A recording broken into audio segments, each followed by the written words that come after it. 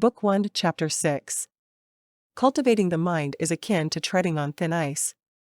Over the course of practicing Buddhism and cultivating our mind, we must keep in mind that cultivation is akin to treading on thin ice. This description is fitting, as the path of cultivation is difficult, and we must remain vigilant throughout. Novice Buddhist practitioners are easily led astray, and all the efforts of veteran practitioners can come to naught with the slightest negligence.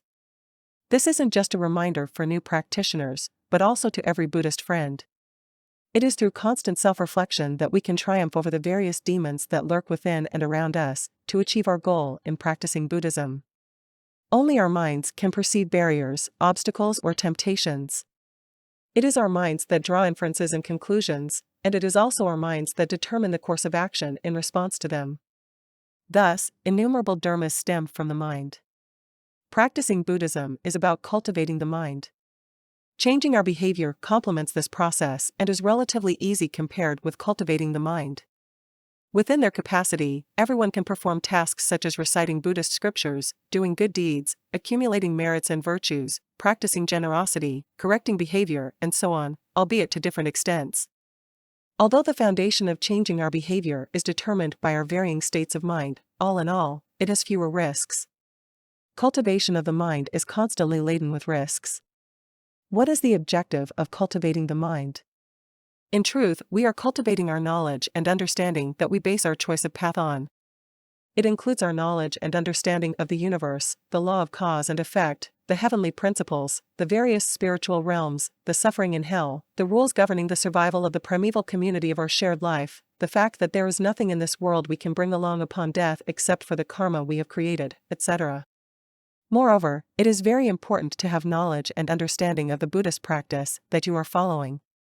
Collectively, this is the makeup of our knowledge and understanding of the foundation of Buddhism. The greater knowledge and understanding we have about the truths, the closer we get to the truths themselves. With a clearer mind, there will be fewer detours to make in life, and our state of mind will be broadened as well. The more we understand these principles, the more we are able to purify our minds, as we come to realize how trivial worldly afflictions are and how fame and wealth in this world are fairly short-lived. With better understanding of the law of cause and effect and heavenly principles, we appreciate better the need to cultivate a benevolent mind.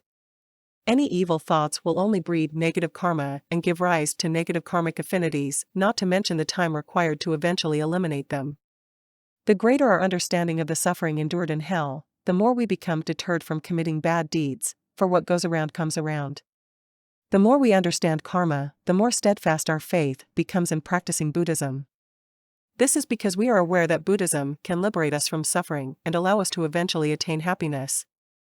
The greater the accuracy of our understanding of a Buddhist practice, the more effective our cultivation will be and the less likely we will be to deviate. The deeper our understanding of the underlying principles of how our primeval community of share life survive, the more we can give rise to compassion, for every soul originates from the same spiritual source. The hindrances and obstacles that appear while we cultivate our mind stem from our attachments. Only when our mind is pure can we overcome them. What is an attachment? It stems from the failure to establish a comprehensive and proper understanding of the truth of life in this universe. When a person's knowledge and understanding is unable to provide an answer to their problem or explain their current predicament, they will still attempt to search for a solution based on their existing conception. This will ultimately result in either awakening or attachment.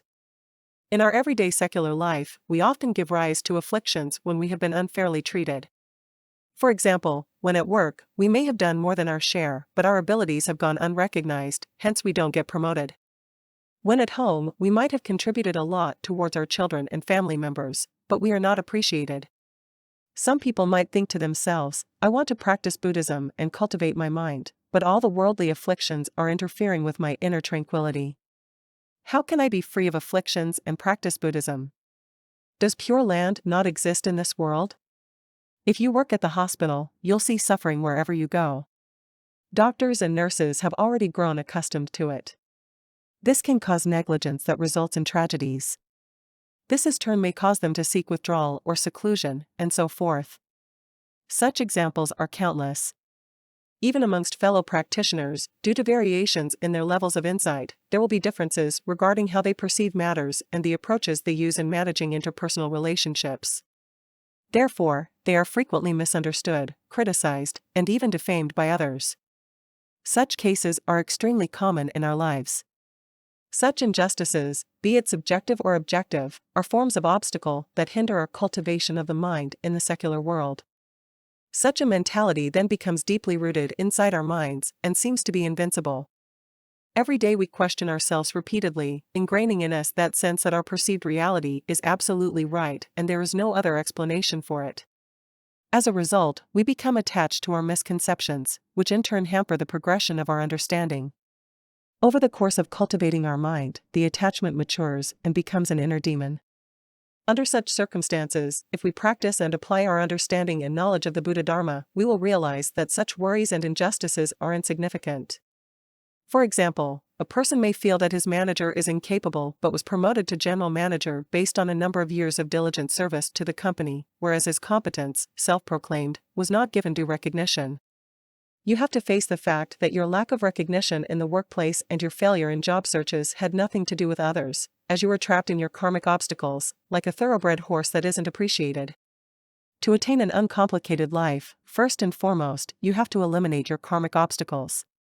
Irrespective of the manager's capability, the fact of the matter is that he has a bright future and is benefiting from the help of benefactors, as he may have practiced kindness by taking care of a lonely elder in his previous lifetime. With such knowledge, you will naturally understand the doctrine of cause and effect, thus seizing the day and eliminating karmic obstacles and performing virtuous deeds. You will only cease to be in a state of bewilderment upon recognizing this point.